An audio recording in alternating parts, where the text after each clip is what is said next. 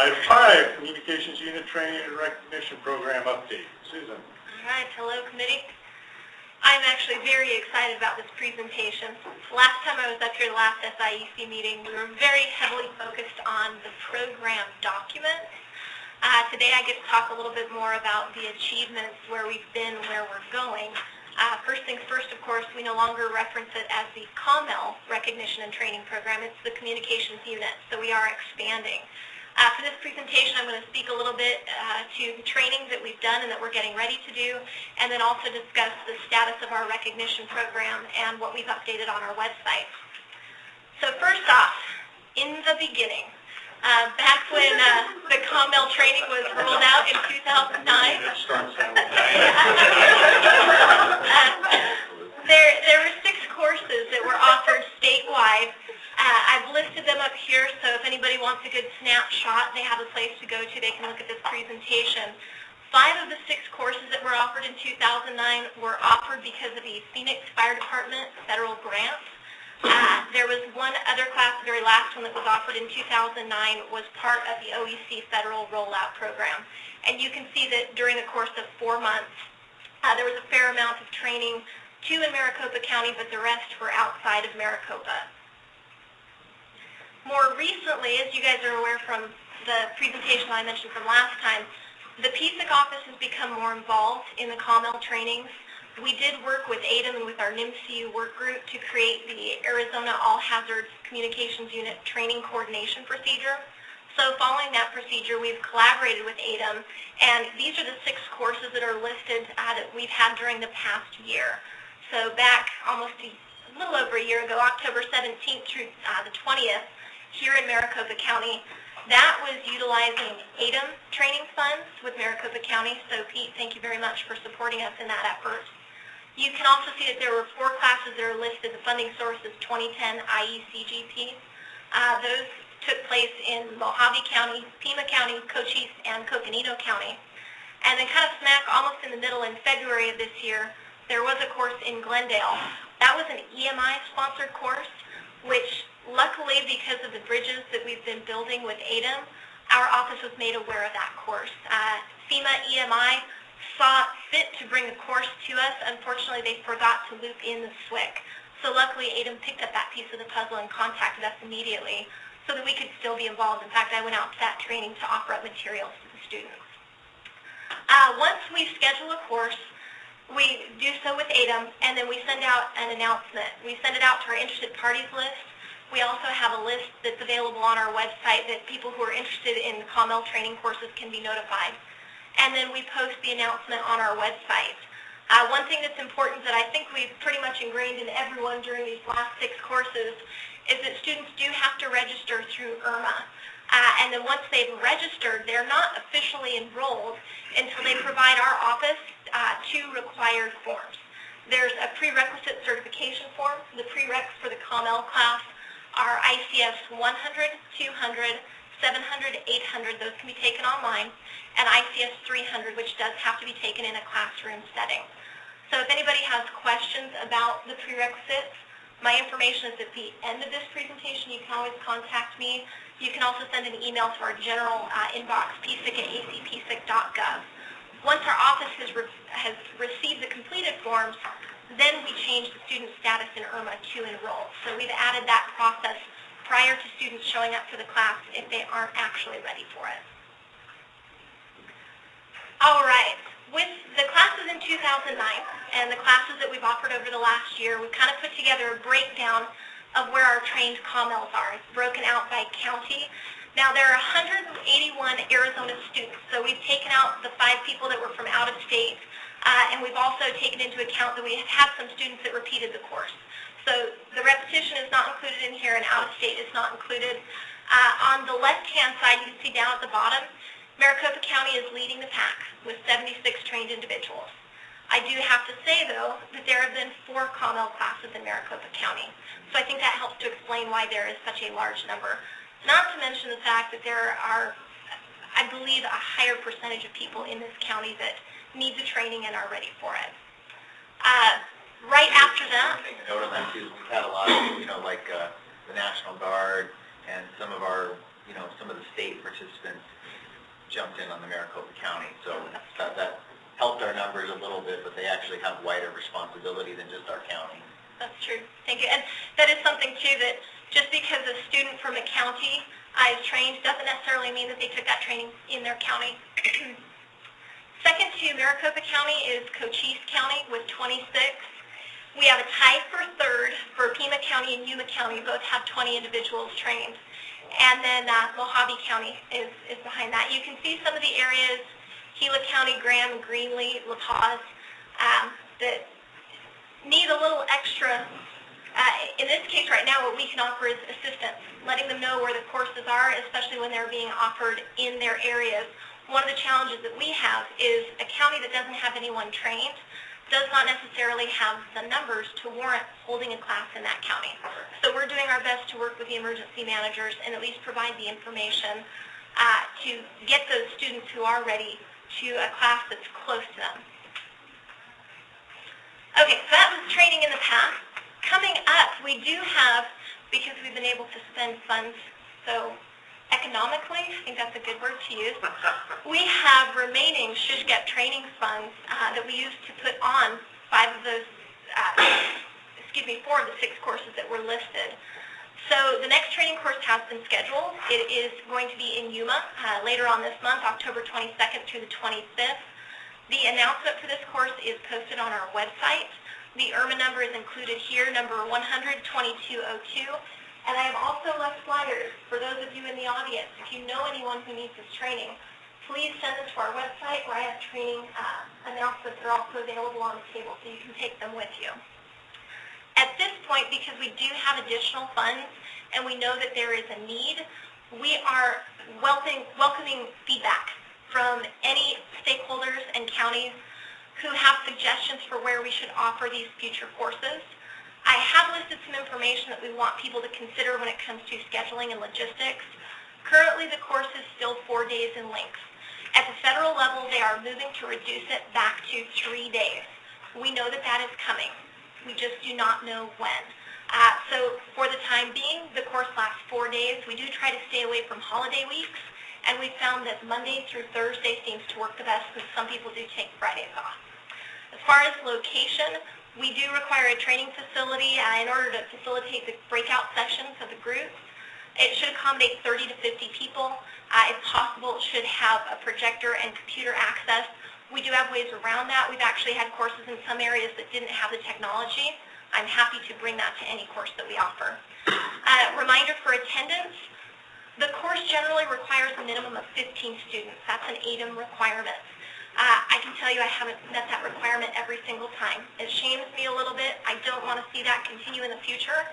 So when anyone is offering that feedback, please keep in mind that we do need enough interest to hit that minimum of 15 students.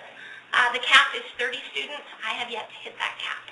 And last but not least, enrollment. If I get feedback that a county is ready, they have 15 individuals, they want to take the class, and the PSIC office reviews it, we decide to move forward, that's great. People need to remember, however, that these courses are open to qualified students across the state. So we will be putting out information to everyone and welcoming qualified participants. Okay, moving on from COMLS to COMT. Are there any questions regarding the COML training? I'm just really impressed with the progress this has made. You built the relationships with the various state departments, and I have full confidence in the program. I mean, it's really stable, it's consistent, and it's come a long way. And I think the COMLS are pretty in line with the population percentages around the state. And it's just really good to see this coming to fruition, so thank you very much. I know it's hard work, it wasn't easy, and you put up with us hammering at you. We're all getting there together. Thank you. And good job on the judiciously spending the funds, because you've made that go farther, and that's quite a testament, because normally things come over budget and you don't end up with what you thought you were going to get, so we're getting more out of it, so that's a good job on that one too. Glad to hear that. We're actually sharing with other states that have been looking at our program as a model, and we've been working with them to explain how we do the process, why we do the process the way we do it, and part of that as far as for keeping costs low have to do with the per diem rates, the state per diem rates, that any courses that are FEMA approved that go through ADEM, we have to follow those state procedures. So we're letting other states know, hey, if this is what you have in effect, this is how we've moved forward, and I know some other states are considering that as well. So it actually helps those people anyway if they're using grant funds. When they get audited, they're in the clean and green and not... Right. Especially lately. Okay, continuing on that note, the COMT training, this is for the Communications Unit Technician. It is a longer course. It's a 5-day course, which is led by 2 instructors. This course, I believe you are already familiar with this, but I will state it again, it's highly technical in nature. And for that reason, the enrollment is limited to 15 students. This is not yet a FEMA-approved course. This is still under Office of Emergency Communications. Because of the limited availability, these courses are offered by invitation only. It is not put out on IRMA like the COMLS course. I can tell you that the course that we held in April in Maricopa County, working with the instructors, we were able to invite 3 additional participants. So we did have 18 for that course. But in general, it's limited to 15. To date, I mentioned one of the courses that we have, which was Maricopa County, April of this year. Prior to that, in October of 2011, we did offer the COMT course in Tucson. That was offered through a technical assistance award that our office requested. Right now, again, because of judicious use of grant funds, we do have additional funding for the Maricopa County, the Central RAC grant, the SHISHGAP 2011 funds. So we are currently working to prepare for that course. We do have a request for quote that is out on the street. It's been put out through Procure AZ, the website, and the responses are due on the 15th. If anyone has any questions about that RFQ, they can come and ask me after this meeting is over. Additionally, there were some... They can go to Procure AZ and ask it through the system. We're not allowed to Sorry, stop questions that are posted in the solicitation. I will only answer questions that are posted in the solicitation and tell you where to go. Thank you, Justin. I'm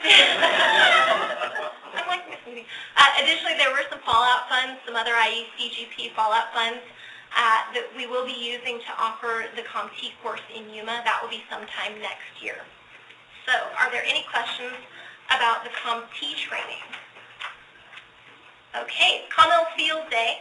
I could almost call this the Communications Unit Field Day, but it was actually listed on the grant as COMLS, so I'll continue to call it that. We have made some progress. I know in past meetings I haven't been able to say that, so woohoo! We've made progress for the COMLS Field Day. We actually did put out a request for proposal.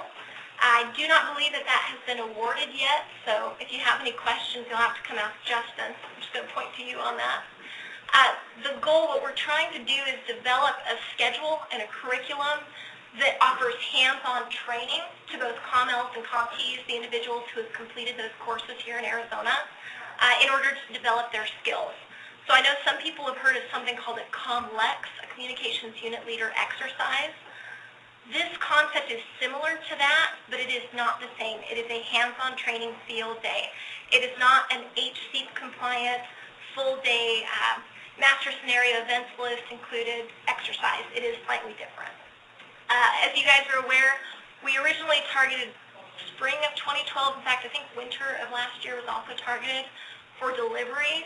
But because of the issues, or excuse me, because of the challenges that we've worked through with the State Procurement Office, and also in reference to wildfire season, can't really send people to training day if they're not available because they're working, it has been postponed. I'm happy to announce that we are actually looking on the horizon. There may be a date, and hopefully at the next PSCC meeting, we may be able to announce when that is, but it has not been determined yet. One last note regarding the field day. I mentioned earlier the COMLEX. The California SIEC has actually invited our office to come over to their COML exercise, which is next week. Michael Cruz wanted us to learn a little bit more about how COMLs work and train. And in my opinion, I think they also want to pick our brain a little bit about our recognition and training program. So I will be headed over next week to get an idea of what they're doing. And also hopefully bring back some information that will help our office in preparing for the COML Field Day. So are there any questions about Field Day? Then I will move on to one of my favorite parts, more numbers. Kind of bridging the gap from training to recognition, this is a number snapshot. As of this month, your NIMCU work group has recognized 18 Arizona Regional All Hazards COMLS, and they did have a meeting last month. We had our first submission of materials for consideration of the Arizona Regional All Hazards COMT. There's more information about that a little bit later on in your multiple project updates document, but that individual was recognized. So we now have one COMT on our list. This gives you a little bit of an idea broken down by discipline of individuals that have been trained and recognized. I'll give you a moment to take a look at that. Again, individuals that are from Arizona, not taking into account the repetition, or excuse me, taking into account repetition. We had 181 individuals who have been trained. We've recognized 18. I believe that's almost 9%. That, compared to information that we've received from other states, is actually a pretty high number. In some circles, they will tell you, even at the federal level, that if you get 3 to 5% of the people that take the course to complete their task book, you're doing well. So we're above that level. And then for COMT, this is actually pretty good considering that we've only had 2 classes so far. We've trained 32 Arizona individuals, and we have 1 person who's recognized. Now, the individuals who are recognized represent agencies from 5 counties. So 5 of the 15, that's not too bad.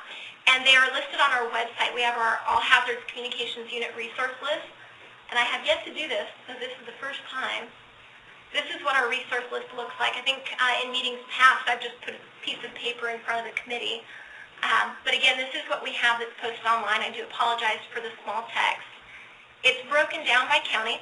The 5 counties that are currently represented are Cochise, Coconino, La Paz, Maricopa, and Yavapai. And of course, as evident by the numbers in the population, Maricopa County is leading the pack. One more thing to note before I move to the next slide. The individual is listed by name and in their corresponding position. There is room if there are individuals who wish to be recognized in both positions, COMLS and COMT. And the contact information that is listed is specific to their agency, their certifying agency.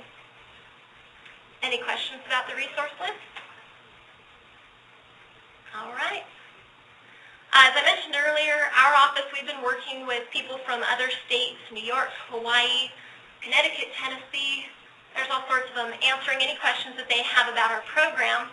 And one thing that we've shared with you during past meetings, this is part of the multiple project updates, is that OEC was working with NCSWC, the National Council of Statewide Interoperability Coordinators, to gather up information for COML recognition programs and disseminate that information in the form of webinars. They use the webinars to share program details with other SWCs and other communications unit subject matter experts so that other states can work to either develop programs if they don't have them or give them information to consider for how they may want to improve their programs.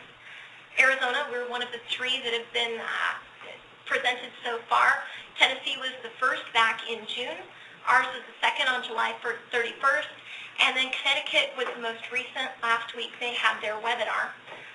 In each of the cases, the SWCC would talk to challenges that they addressed with their recognition programs, as well as some best practices that they felt other states could consider for creating their programs or improving their programs. We have participated in all 3, and we do hear that I believe they'll be coming out with some more. I just don't know when yet. We will continue to participate in those.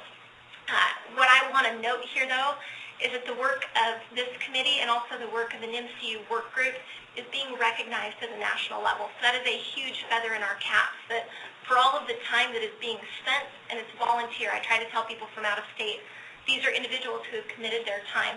They're not getting paid to help the PSIC office to help me do this. And this is how far we've moved forward. I think that is huge.